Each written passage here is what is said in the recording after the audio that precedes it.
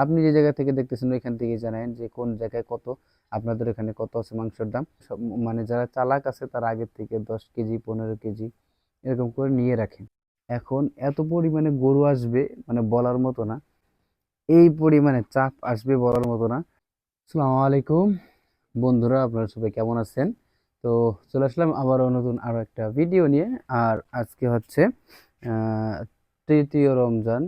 দুইটা হয়ে গেছে রমজান, মানে রোজা দুটা হয়ে গেছে, আর আজকে হচ্ছে তৃতীয় রমজান। আর এই কয়দিন যাবত আমি ভিডিও সেরকম করতে পারি নাই, মানে কাহিনী হচ্ছে সুযোগই পাই নাই ভিডিও করার, ঠিক আছে। আর এমনিতেই মানে সেরকম গরু গোয়ালে নাই, দেখাবো কি, এই কারণে আর সেরকম ভিডিও করিও নাই। ফ্রি ছিলাম, ফ্রি থাকি নাই বললে ভুল হবে।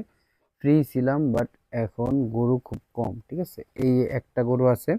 আর কিছুদিন পরের থেকেই দেখা গেল, আর 4-5 দিন পরের থেকেই এই পরিমাণে চাপ আসবে বলার মতো না। এই জায়গায় একটু পরিষ্কার করতে হবে, ঠিক আছে। এই জায়গায় যে কলা গাছ দেখতেছেন, এখানে একটু পরিষ্কার করে তারপর হচ্ছে গরু রাখার আরো জায়গা বানাইতে হবে। কেননা এখন এত পরিমাণে গরু আসবে মানে বলার মতো না। এখন সামনে হচ্ছে ঈদ, আর ঈদ উপলক্ষে এখন গরু আসবে হচ্ছে অনেক অনেক, যেটা বলে বোঝানো যাবে না। মানে কাহিনী হচ্ছে গরু আসবে যাবে, এর ভিতরেও দেখা গেল আপনার তারপরেও 10টা 12টা 15টা থাকবে গরু। তারপরে এক একদিন 2টা 3টা করে যাবে। কেননা আহ, এখন রমাদানের লাস্টের দিকে যে সময় আসবে, মানে 15 রমজানের পরের থেকে আপনার তুলনামূলক একটু কম চলবে। তারপরে 20 রমজানের থেকে সবাই ঈদের মাংস নেওয়া শুরু করে দিবে। কেননা ঈদের সময় যে একটা ক্রাউড থাকে, যে একটা মানে যে একটা চাপ থাকে, ওই চাপের ভিতরে কেউ পড়তে চাইবে না, ঠিক আছে। এই কারণে সব মানে যারা চালাক আছে তারা আগের থেকে 10 কেজি 15 কেজি এরকম করে নিয়ে রাখে, যারা আর কি গরুর মাংস খেতে বেশি ভালোবাসে তারা। আর যারা না জানে তাদেরকেও বলে দেই, যদি টাকার সংকট না থাকে এই জিনিসটা করে রাখবেন। কেননা ঈদের সময় যে একটা হ্যাচাল থাকে, ওই হ্যাচালে যারা পড়ে তারাই বোঝে যে ভাই কি একটা কষ্টদায়ক জিনিস। মানে 2 ঘন্টা 3 ঘন্টা দাঁড়ায় থেকে থেকে তারপরে 2 কেজি 3 কেজি মাংস নিতে হয়, এরকম একটা চাপ থাকে। আর ইনশাল্লাহ ঈদের পরে আমারও একটু গরু উঠাইতে হবে একটা দুইটা, ঠিক আছে। কেননা এইভাবে তো চলে না, ঠিক আছে। তো এই কারণে আমি চিন্তা করছি ঈদের পরে যাই করি, আহ, একটা গরু 2টা গরু যে মানে যাই হোক, মানে যাই পাই পাল পালার জন্য 2-1টা গরু রাখতে হবে। যেটা কি বলছি ঈদের পরে থেকে শুরু করে দিব। ঈদের চাপটা গেলেই গরু উঠাই ফেলবো। ওই পাশে একটা ঘর আছে, আর নাইলে এই ঘর। ঈদের পরে এই গোয়াল ঘর অনেকটাই খালি থাকবে, ঠিক আছে। কেননা এতগুলা গরু তো আর রাখবে না, এই কারণে ঈদের সময় যে কোনো একটা কাজ করে ফেলবো। আর এই একটা গরু আছে, হাটের দিন কিনছিল 3টা, তার 2টা বিক্রি করে দিছে, 2টা বিক্রি করছে।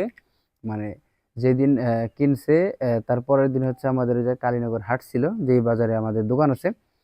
তো ওই বাজারে আপনার উঠাইছিলাম, উঠানোর পরে একটা 9,000 লাভে বিক্রি করে ফেলছে, আরেকটা হচ্ছে কয় হাজার জানি না সঠিক, ওইটা কথা খেয়াল নাই। শুনছিলাম বাট খেয়াল নাই, ঠিক আছে। তো যাই হোক, মানে লাভ হয়েছিল এই কারণে বিক্রি করে দিছে। কেননা এখন গরু কেটে লাভ করা সম্ভব না, কেননা এখন খুব পরিমাণে মাংসের মানে গরুর দাম, সেই হিসাবে মাংসের দাম আরো বেশি। এখন 750, গ্রামে 750, শহর অঞ্চলে কিরকম? যদি কেউ শহর থেকে দেখেন অবশ্যই কমেন্ট বক্সে জানাবেন এখন শহর অঞ্চলে কোথায়।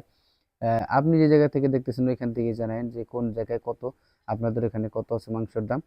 তো এই হচ্ছে কিছু কথা যেগুলো আপনাদের জানানো দরকার ছিল। আর খুব তাড়াতাড়ি খুব সুন্দর ভিডিও দেখতে পারবেন। তো আজকের মতো এই পর্যন্তই, দেখা হচ্ছে আবারও খুব তাড়াতাড়ি নতুন ভিডিও নিয়ে। আপাতত হয়তো কি রেগুলার আসতে নাও পারে ভিডিও, কেননা ফালতু ভিডিও বানায় এত লাভ নাই। যেগুলো আপনাদের কাজের ভিডিও, যেগুলো আপনাদের দেখলে উপকার হবে, সেগুলো আপনাদের দেখানোর চেষ্টা করি।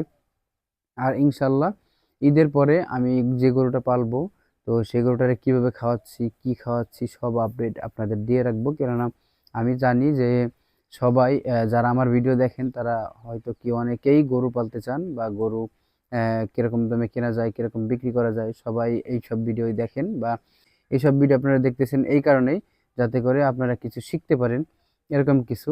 তো এই জন্য আমি চেষ্টা করব ঈদের পরে যে আমি একটা গরু কেনার পরে গরুটাকে কি খাওয়াই। আর এই ভিডিওতে বলে দিচ্ছি যে আমার জার্নি শুরু থেকে কারা সাথে থাকতেছে।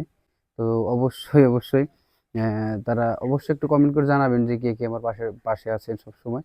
আর যদি ভিডিওতে কোনো জায়গায় কোনো কিছু ভুল যায় অবশ্যই আপনারা ক্ষমার দৃষ্টিতে দেখবেন। আর কোনো কিছু যদি ইমপ্রুভ করার দরকার হয় অবশ্যই বলবেন, আমি সেই জিনিসটা পরিবর্তন করার চেষ্টা করব। তো এই হচ্ছে কিছু কাহিনী, আজকের মতো এই পর্যন্তই। সবাই ভালো থাকবেন, দেখা হচ্ছে আবার খুব তাড়াতাড়ি নতুন ভিডিও নিয়ে। ততক্ষণ সবাই ভালো থাকবেন।